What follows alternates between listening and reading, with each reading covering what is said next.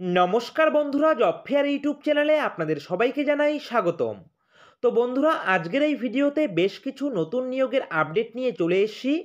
গতকাল সোমবার ছিল রাজ্যের মন্ত্রিসভার বৈঠক। তো সেই ক্যাবিনেট মিটিংয়ে কিন্তু বেশ কিছু নতুন নিয়োগের সিদ্ধান্ত নেওয়া হয়েছে এবং সবথেকে ভাইটাল যে বিষয়টি সেটা হচ্ছে কিন্তু কলকাতা পুলিশের এরিয়া কিন্তু আবারও বাড়ানো হলো। অর্থাৎ দক্ষিণ চব্বিশ পরগনার নরেন্দ্রপুরের বেশ কিছু অংশ কিন্তু কলকাতা পুলিশের আন্ডারে আনা হয়েছে এবং তার ফলে কিন্তু কলকাতা পুলিশের নতুন শূন্যপদ সৃষ্টি হয়েছে এবং বেশ কিছু কনস্টেবল, সাব ইন্সপেক্টর এবং ইন্সপেক্টরের কিন্তু শূন্যপদ নতুন করে সৃষ্টি করা হয়েছে এবং সেই সঙ্গে কিন্তু আরও বেশ কিছু পোস্টে নতুনভাবে রিক্রুটমেন্ট করা হবে।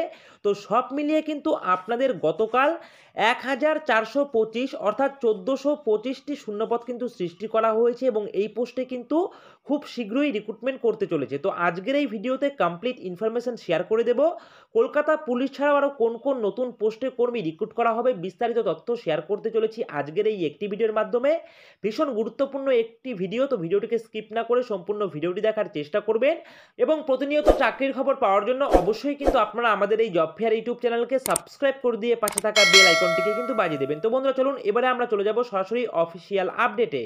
তো বন্ধুরা, আমরা চলে এসেছি সরাসরি আপডেটে। আপনারা অন স্ক্রিন দেখতে পাচ্ছেন আজকের একটি দৈনিক সংবাদ পত্রিকায় আপডেটটি উঠে এসে, যেখানটায় সবার প্রথমেই লিখে দেওয়া রয়েছে নয়া পদ 1425 কলকাতা পুলিশের নরেন্দ্রপুরের অংশ এবং এখানটায় দেখুন বিস্তারিতভাবে কি লিখে দেওয়া রয়েছে।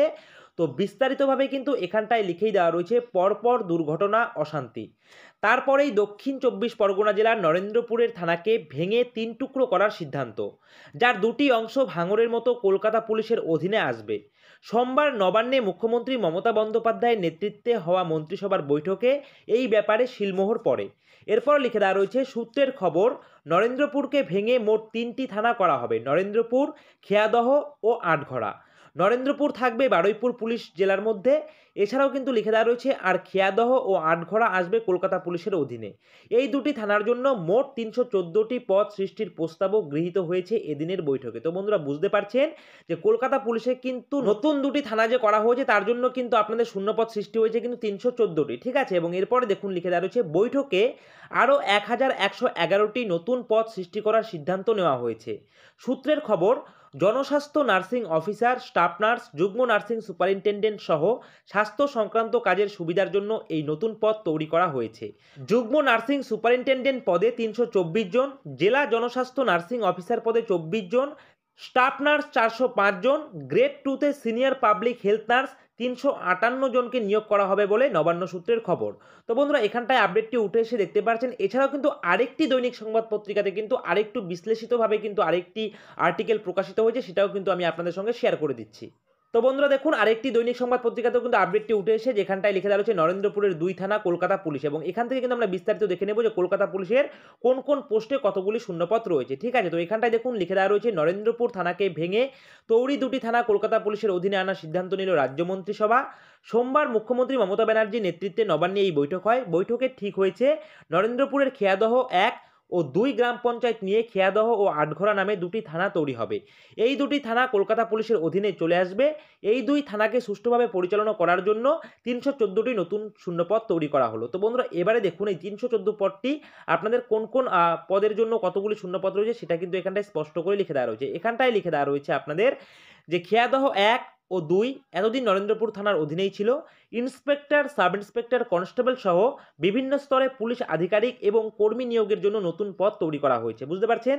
এছাড়াও লিখে দেওয়া রয়েছে সেই সঙ্গে এদিনের বৈঠকে সাইবার ফরেন্সিক ল্যাবরেটরি চালু করার জন্য 9টি নতুন পদ তৈরি করা হলো। প্রসঙ্গত, রাজ্যের সাইবার অপরাধীদের দ্রুত শাস্তি দিতে সাইবার ফরেন্সিক ল্যাবরেটরি খোলার সিদ্ধান্ত নিয়েছিল প্রশাসন। সেই ল্যাবরেটরি চালু হতে চলেছে। এছাড়াও লিখে দেওয়া রয়েছে বেলগাছিয়া স্টেট ফরেন্সিক সায়েন্স ল্যাবরেটরিতে সাইবার ফরেন্সিক ল্যাবরেটরির জন্য প্রয়োজনীয় পরিকাঠামো তৈরির কাজ শেষ।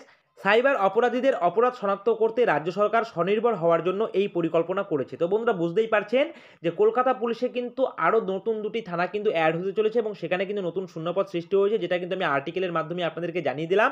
তো বন্ধুরা, এই গুরুত্বপূর্ণ আপডেটটি উঠে এসেছিল যা আমি আপনাদের সঙ্গে শেয়ার করে দিলাম। তো গতকাল রাজ্যসভার বৈঠকে যে সমস্ত অর্থাৎ ক্যাবিনেট মিটিংয়ে যে সমস্ত আলোচনাগুলি হয়েছিল সেগুলি কিন্তু আমি আপনাদের সঙ্গে শেয়ার করে দিলাম, যেটা কিন্তু ভীষণ গুরুত্বপূর্ণ, আপনারা প্রত্যেকেই জেনে থাকলেন। সুতরাং এখানে কিন্তু কলকাতা পুলিশের জন্য কিন্তু নতুন করে কিন্তু আবার কিন্তু ভ্যাকেন্সি আসতে চলেছে চলেছে, তো এটা কিন্তু ভীষণ গুরুত্বপূর্ণ।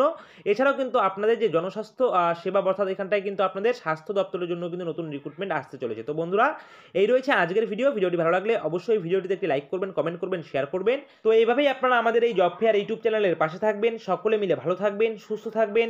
জয় হিন্দ।